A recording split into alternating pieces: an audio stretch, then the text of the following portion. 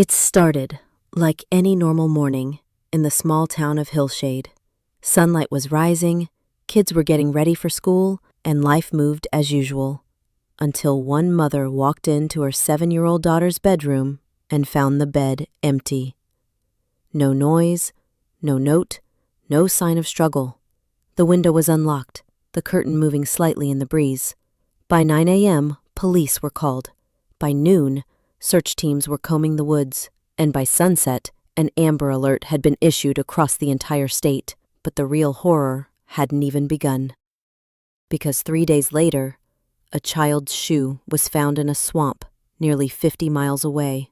Inside the heel, they found a folded paper with a single line written in shaky handwriting, "I tried to run." What followed was a case full of secrets, betrayal, and a truth so dark it would shake the entire town and leave a family broken in ways they never imagined. 7-year-old Anaya Rao was full of energy, always asking questions, always smiling. She loved drawing butterflies, riding her small pink bicycle, and watching cartoons every morning with her older brother before school. She was the kind of child who left a mark everywhere she went, not just in the form of toys on the floor, but in people's hearts. Her teacher said she always offered her lunch to kids who forgot theirs. Her neighbor remembered how she once rang his doorbell just to give him a flower she had picked from the park. Anaya's world was simple: home, school, and the love of a tight-knit family. Her mother worked from home, and her father drove a delivery van. They were planning her 8th birthday already, a garden party with balloons, cupcakes, and a cake shaped like a butterfly. But none of that would ever happen, because on a quiet Thursday morning, Anaya's bedroom was empty.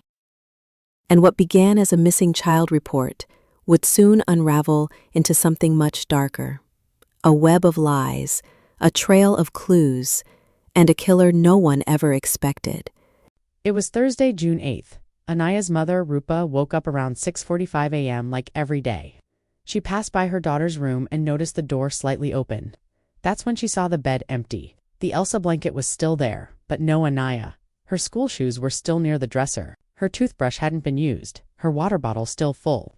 At first, Rupa thought maybe Anaya had gone downstairs early, but she wasn't in the kitchen or the living room or anywhere in the house. She called out, no answer. She searched the backyard, still nothing. At 7:15 a.m., panic set in. Her husband Raj had already left for work by 5:30 that morning.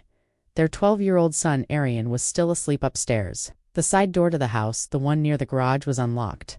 By 7:22, Rupa called 911, and by 8:05, police were already on the property, asking questions, taping off rooms, and marking footprints near the side gate. It didn't take long to realize this was not a runaway. This was an abduction. Police immediately reviewed nearby home security cameras. At 3:41 a.m., a motion-activated doorbell camera on a neighbor's house caught something chilling. A dark figure wearing a hooded sweatshirt was seen walking across the lawn toward Anaya's side gate. Exactly 3 minutes later, the same figure was seen walking away, holding something in their arms. The footage was grainy. The person didn't look hurried, calm, controlled, planned. There was no car scene, no sounds recorded, just a silent, 3-minute theft of a child. By 10 a.m., the FBI was involved. Flyers were printed. Checkpoints were set up. The town of Hillshade entered panic mode. Parents pulled their kids from school.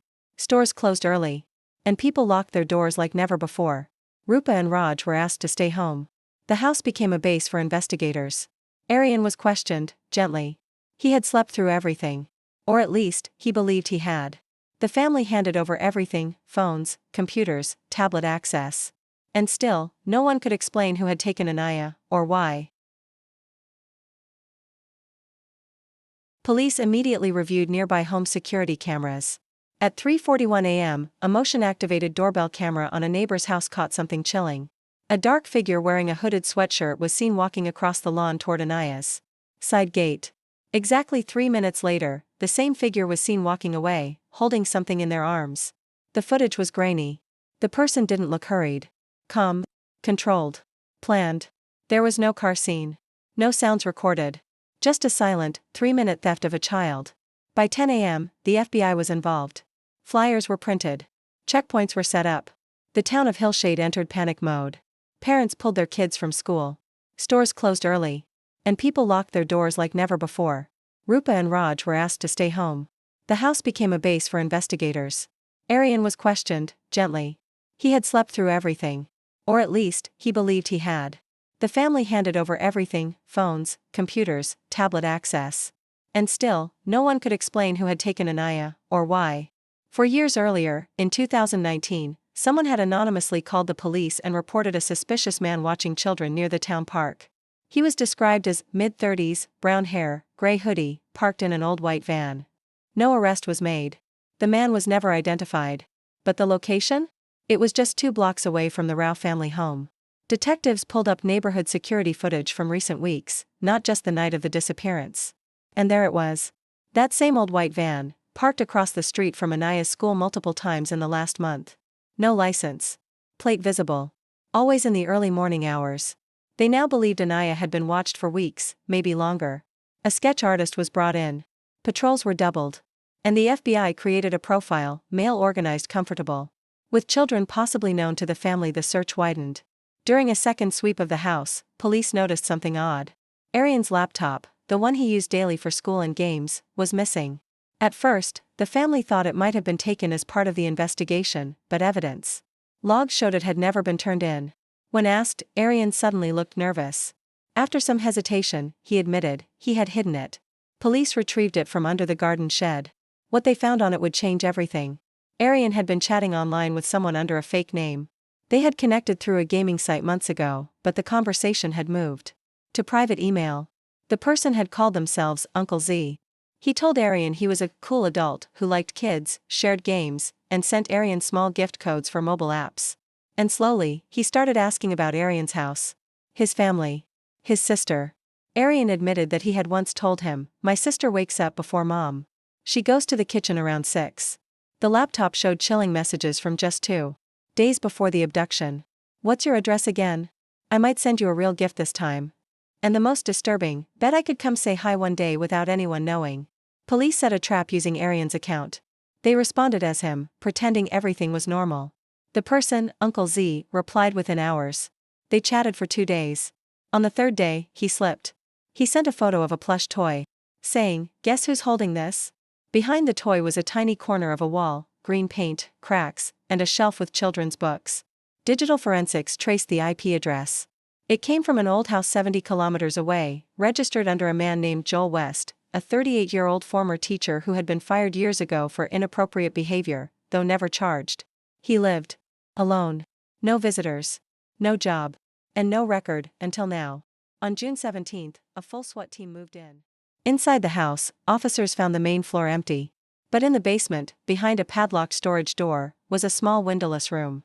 And in that room, they found Anaya. She was sitting on a mattress, holding a torn pillow and a stuffed animal. She looked up. And when she saw the officer, she smiled. She had been kept alive for 9 days. There were signs of trauma, but she was conscious, alert, and immediately asked, "Can I go home now?" Joel West was arrested on the spot. He was charged with kidnapping, unlawful confinement, possession of child abuse materials, and obstruction. Anaya was rushed to the hospital, reunited with her family the same night. Aryan was hugged tighter than he had ever been. His parents wept openly, not knowing whether to be angry at him or simply grateful she was alive. A town that changed forever. Anaya slowly recovered. She began therapy. She drew again. She laughed again. Her family stood by her every moment. The town of Hillshade held a candlelight walk 1 week later, not just in relief, but in reflection. Because while the story had a happy ending, it also had a warning. Joel West had no record. He lived quietly. He smiled at neighbors. But he had been grooming a child, and planning an abduction, right under everyone's nose. Aryan was never charged, but he carried the guilt quietly. He spoke about online safety at school the following year, in a room full of students, who now listened a little closer. Anaya still keeps that stuffed animal. But she doesn't call it Fluffy anymore. She calls it Yoda. It means fighter. Because that's exactly what she is.